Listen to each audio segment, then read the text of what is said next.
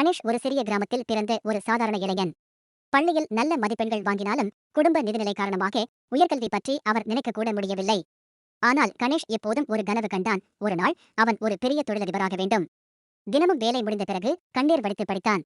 பகலில் வேலை செய்து இரவில் புத்தகங்களோடு நேரம் செலவிட்டான். பலரும் அவனை பார்த்து, நீ ஒரு சாதாரண கிராமத்து பையன், பெரிய சாதனை முடியாது என்று கூறினார்கள்.